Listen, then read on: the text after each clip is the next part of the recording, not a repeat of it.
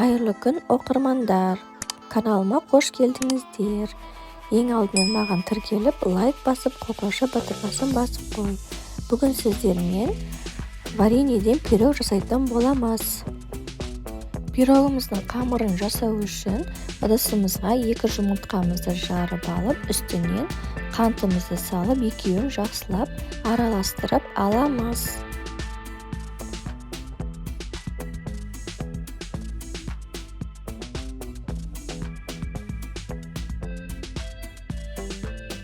Одан кейін бөлме температурасында тұрған ерітілген сары майымызды салып, үшеуін жақсылап араластырып аласыздар.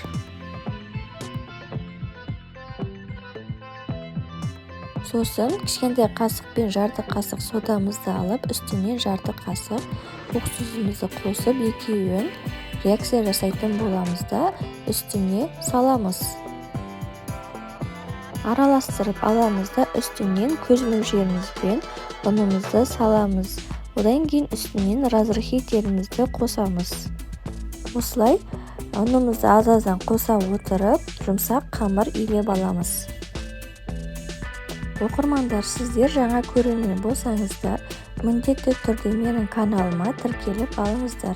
Менің каналымда көптеген кешкі ас, түскі ас, салаттар жасау, торттар, пирогтар және де шашликтің түр-түрі жасау жолдары бар.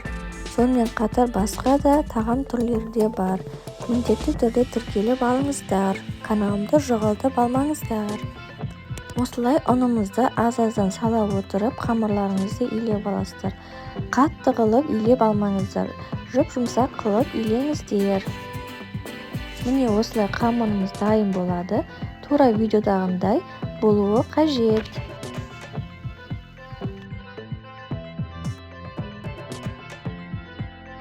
Осымен біздің қамырымыз дайын болды. Енді ыдысымызға астына пергаментный қағазын төсеп аламыз да, осылай қамырымызды ортасынан бөліп, осылай табамызға жайып шығамыз. Бір келгі, бір тегіс етіп жайып шығасыздар. Достар, каналыма тіркеліп, лайк басып, қоңырауша батырмасын басып, және де комментарий жазуды ұмытпаңыздар. Қазақша контенттің дамуына аз да болса өз үлестеріңізді қоса кетіңіздер.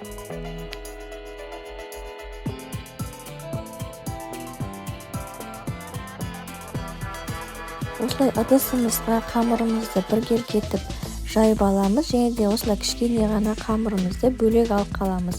Оны осылай жайып аласыздар оқтаумен. Оны қазір бетін әсемдеу үшін керек болады.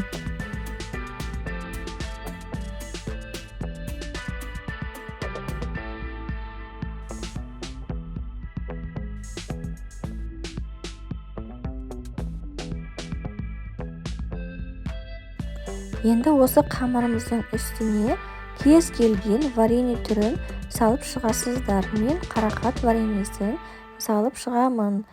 Сіздер өріктің, малинаның және де алманың вареньелерін қосып жасасаңыздар болады, және де қоңыр түсті варенка сгущенкасында салып жасауға да болады. Бұның ішінде начинкасы кез келген нәрсені қосуға болады, тек қою болса болғаны. Вареньемнің барлығын жауып шықтым. Енді бетін әсемдейміз. Бағана жайып алған қамырымызды осылай пышақтың көмегімен кесіп аламыз, ұзын-ұзын етіп. Өстіп кесіп алғаннан кейін осылай бетіне қойып шығасыздар. Тура видеодағындай қайталап шығасыздар.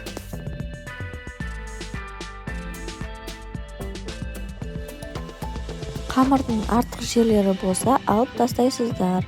Оны артынша қазір басқа нәрселер жасауға болатынын көрсететін боламын. Ұзын қамырларымызды былайынан қойып шықтық. Енді былайынан қойып шығасыздар. Сол кезде пирогтарыңыздың түрі әдемі болып шығатын болады. Осылай қиғашынан қоясыздар.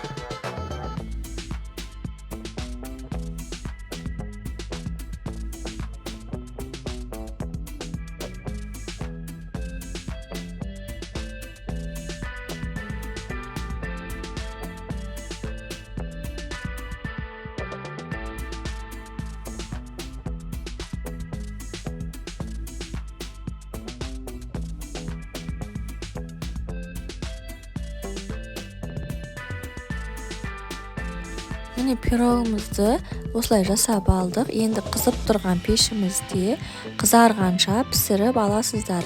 Пирогымыздың беті қызарса, піскен деген сөз, сол кезде ала бересіздер. Менде осындай кішігірім қамырым артылып қалды. Ол қамырдан осындай гүл тәріздес печенье жасап шығамын. Осылай оқтаумен домалақ етіп жайып аласыздар да, пышақтың көмегімен кесіп шығып, осылай екі шетінен гүлдердің жан жақтарын жасап шығамыз. Дәл видеодағындай қайталасаңыздар болды.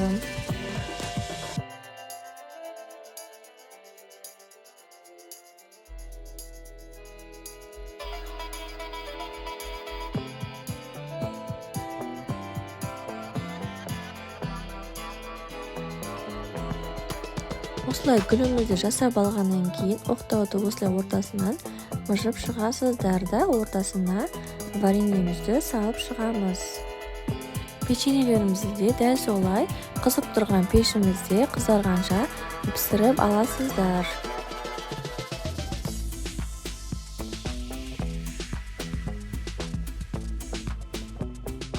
Осымен біздің вареньеден жасаған пирогымыз дайын болды. Өте дәмді болып шығады. Үйлеріңізде желінбей қалған вареньелермен осылай пирог жасасаңыздар болады. Отбасыларыңыз, балаларыңыз сүйсініп жеп қоятын болады. Және де қонақ күткен кезде де өте жылдам жасалатын пирогтардың бірі. Аяқ астынан тез жасай салуға да болады. Міндетті түрде осы менің рецептіммен жасап көріңіздер. Видеом сіздерге пайдалы болды деген үміттемін. Маған тіркеліп, лайк басып, комментарий жазып кетіңіздер. Және де қоңырауша батырмасын басып қойыңыздар. Сау болыңыздар.